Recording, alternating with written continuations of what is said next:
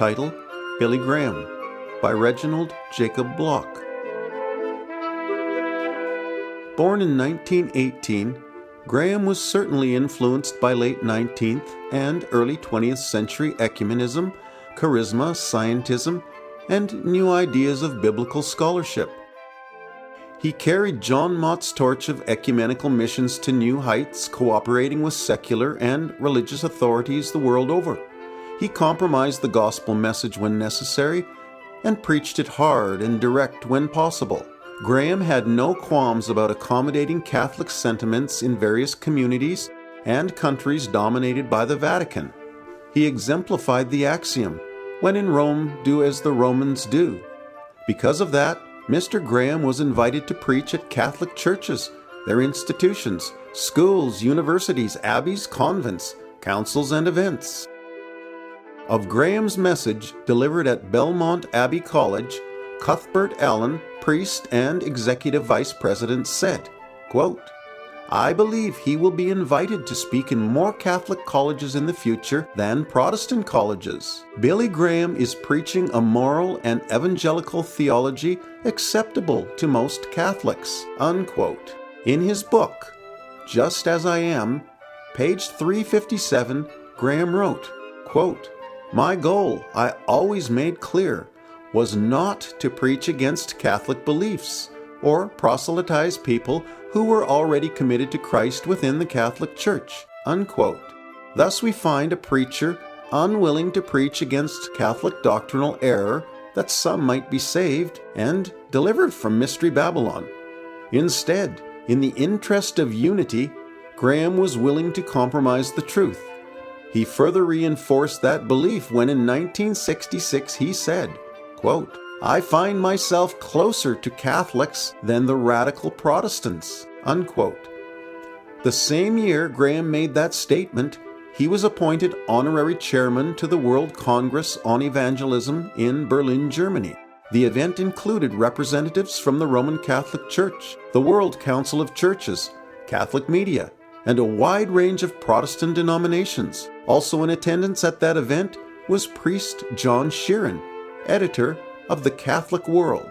He said, quote, "Only the Holy Spirit working through Billy Graham as the human instrument could have welded together so quickly so many men of different creeds. The spirit of Pope John hovered over the council. Billy Graham was physically, palpably, and inescapably present at the Congress, speaking admirably and holding together forces that would unquestionably have exploded in all directions, save for his presence," unquote.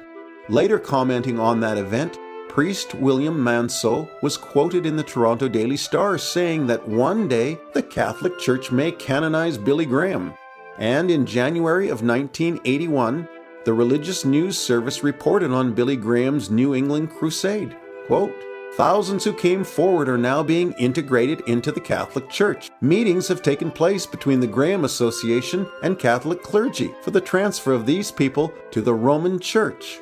One such meeting took place at Pope John XIII Seminary in Weston, Massachusetts, on the evening of June 9, 1982. When the names of 2,100 inquiries were given to priests and nuns. Those are just a few quotes, among many where Graham's true colors shine through. Yet most people are unaware of the Romanism deep in the heart of this popular, seemingly squeaky clean preacher who, despite claiming to be a Baptist, prefers the company of Catholics. Typically, a man keeps company with those most like himself, and I suppose Billy Graham is no different from any other. I am reminded of an Aesop's fable. Quote, "A man is known by the company he keeps," unquote. If there's any truth to that statement, then we really should view Graham as a Catholic rather than a Protestant or Baptist. King Solomon cautioned against keeping the wrong company.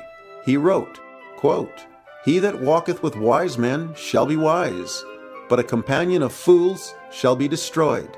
And King David, Solomon's father, wrote, quote, "Blessed is the man that walketh not in the counsel of the ungodly, nor stand in the way of sinners, nor sitteth in the seat of the scornful," unquote. Perhaps Billy's Catholic mentors were wise in the ways of the world, and I believe they were. But true wisdom begins with fear of the Lord, of which it appears Billy Graham had precious little. Still, in the eyes of the general public, Graham could do no wrong. Among preachers, he was a media darling of whom nary a bad thing was ever said. He appeared on Gallup's list of most admired men 55 times in 49 consecutive years, a record unmatched by any other individual in history.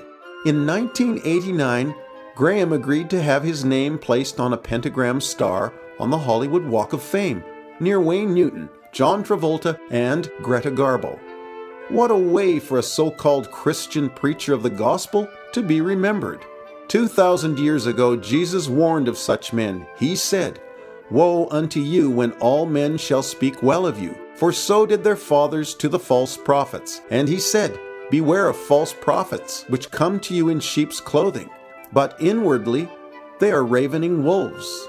Truly, all men spoke well of Billy Graham, and truly, it was his voice that America and its churches followed like sheep back into the den of Rome.